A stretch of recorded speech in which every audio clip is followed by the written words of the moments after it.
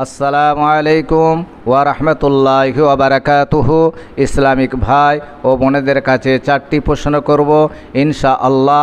এই প্রশ্নগুলো ভালো করে শুনে দয়া করে আপনারা কমেন্ট বক্সে উত্তরটা দিয়ে যাবেন।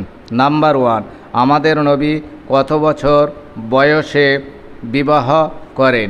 নাম্বার 1, আমাদের নবী কত বছর বয়সে বিবাহ করেন? নাম্বার 2, আমাদের নবীর শেষ স্ত্রীর নাম কী ছিল? আমাদের নবীর শেষ স্ত্রীর নাম কী ছিল? নাম্বার 3, আমাদের নবী কত বছর মদিনায় ছিলেন?